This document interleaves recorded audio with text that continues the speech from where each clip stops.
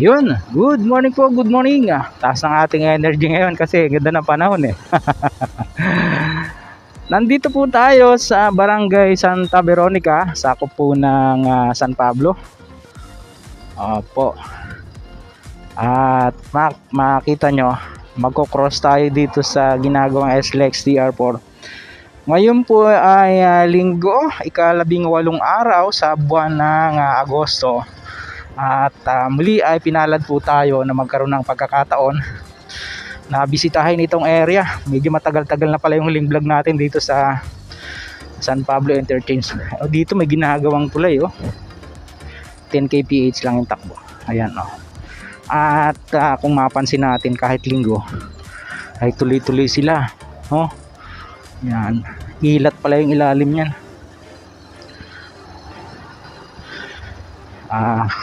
Tingnan po natin kung makukuhanan siya natin ng aerial shot. Walang rest day itong mga to. At doon po sa may Alaminos, kala ko sinaway tayo. Doon po sa may bandang Alaminos Road, yung sa may Lipa Alaminos Road, tinry po sana natin pumasok sa area, kaso medyo mahigpit sila, dami daw gumagawa, daming sasakyan. Pero ngayon ito open naman to. Tatagos tayo doon. Mga nagsusukat Tatagos tayo doon sa San Pablo Interchange mismo. Nito pong package B ng SLEX TR4. Ito po ay 2.75 kilometers na bahagi po ng 66.74 kilometers na SLEX TR4. Pagmula nga po dyan sa Macban Interchange, bagaman yan po ay sakop ng San Felix sa Santo Tomas, tinatawag po siyang Macban Interchange, just like dyan po sa Santo Tomas Interchange na sakop pa po ng Calamba. Naalala ko yung nag-comment sa atin, parang gusto tayong i-bash, bakit daw Santo Tomas Interchange ang pangalan. Sana padaanin tayo. Bakit daw Santo Tomas Interchange ang pangalan, samantalang sakop ng lupang Calamba? Sabi ko, hayaan nyo po at itatanong natin sa San Miguel. Sabi niya, hindi na kailangan tanong sa San Miguel, logic naman yung sabi ko, yun po yung ibinigay na pangalan, paano gagawin natin, Ayan. Hindi po, mas marunong pa tayo sa mga kabayan. Pwede pa, ina-allowed pa yung mga residente rito na dumaan. At yan po, San Miguel Road na po yung natatanaw natin na yan. Bahagi na po ng Barangay San Miguel itong ating location. Ito na po yung magiging interchange ng San Pablo dito po sa area. Sandali lang po mga kabayan, nahanap lang tayo ng medyo maganda-gandang location at tayo ay papalipad ng ating munting drone. Opo, yan. Ganda ng lugar, di ba? Stay tuned.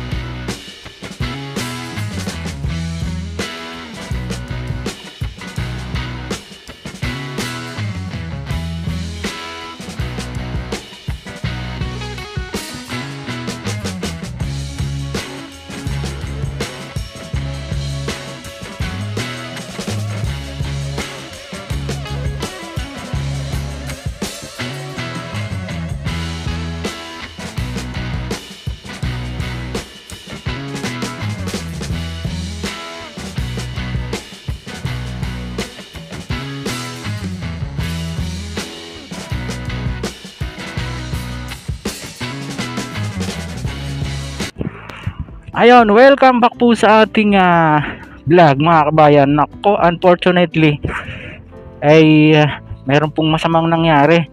Salamat po pala kay Sir Aaron Marcelo, yung nakamotor na yun, yun. Tinulungan niya akong hanapin itong ating drone kasi nalaglag siya sa kadahilan ng kumalas po yung kanyang battery. Ito na nangyari, oh. Resell na po kasi itong battery natin Ayun, kaya pala siya biglang na-disconnect at hindi na ma-find ng ating ayan ang nangyari sa kanya, biglang bumulaksang yung baterya, kaya bigla siyang nawala. Yun, sa kabutihan pala tinulungan nga tayo ni Sir Aaron. Yan lang, sabi lang yan nalaglag, buti na lang dun lang, malapit lang. Dito ako naghahanap, ang layo na.